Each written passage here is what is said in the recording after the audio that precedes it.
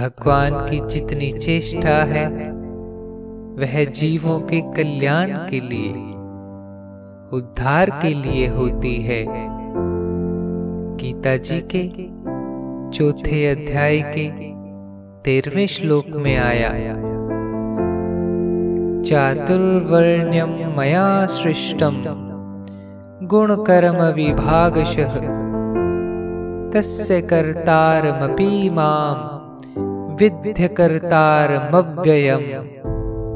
अर्थात ब्राह्मण, क्षत्रिय, वैश्य और शूद्र, इन 4 वर्णों का समूह गुण और कर्मों के विभाग पूर्वक मेरे द्वारा रचा गया है।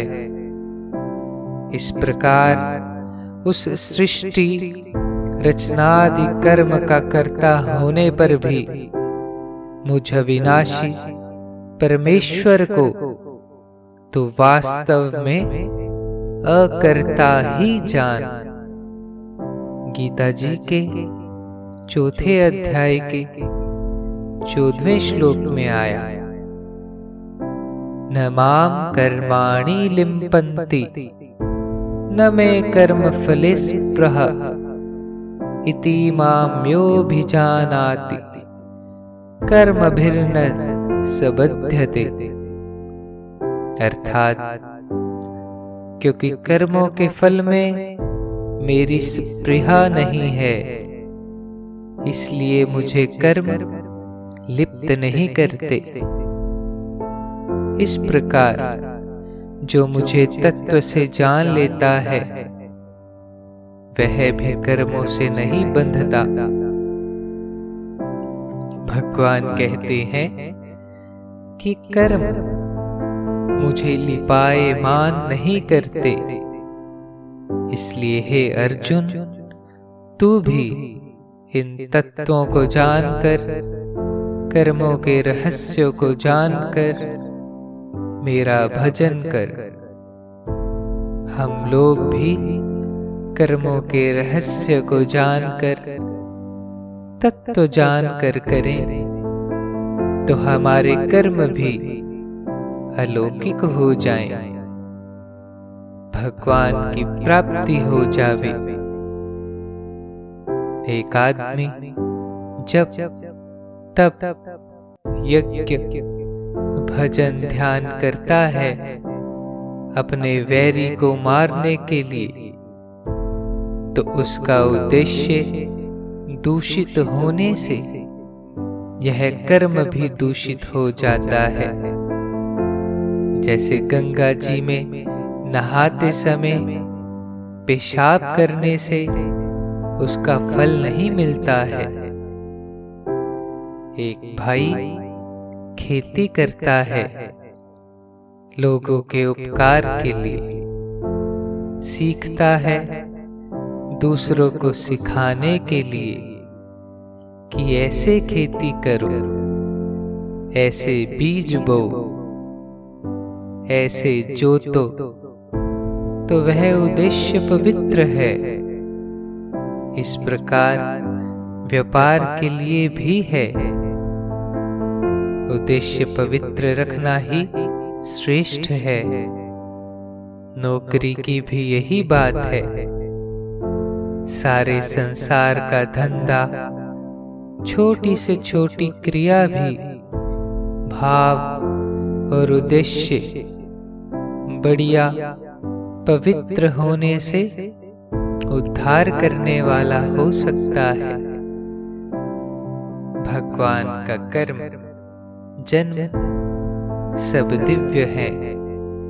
हम लोग भी यदि वैसा कर्म करें, उस उद्देश्य से करें, तो हमारा कर्म भी दिव्य हो सकता है।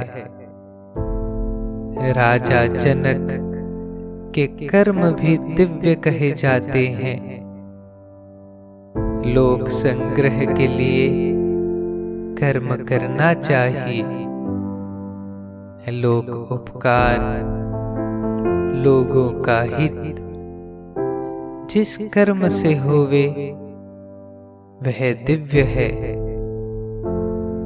लोग तो अपनी मान बढ़ाई के लिए, अपने कुटुंब की भलाई के लिए करते हैं, स्वार्थ की कामना लेकर करते हैं। इसका त्याग करना चाहिए। मान बढ़ाई, प्रतिष्ठा का त्याग करना चाहिए।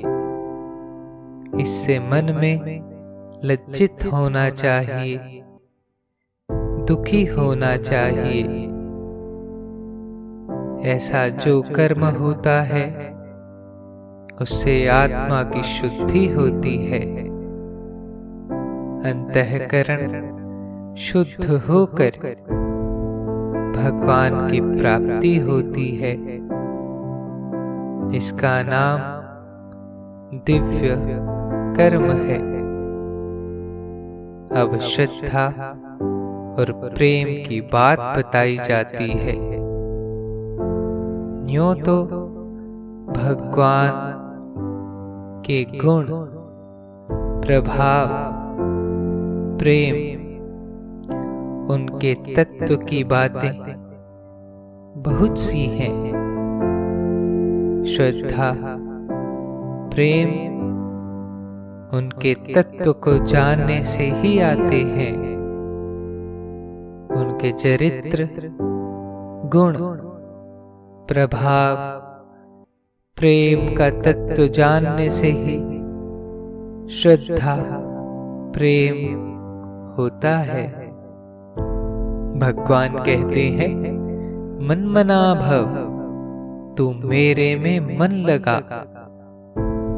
अनन्याश्चिन्त्यन्तो माम, जो मेरा अनन्य चित्त से चिंतन करते हैं, उनको मैं संसार सागर से पार कर देता हूँ।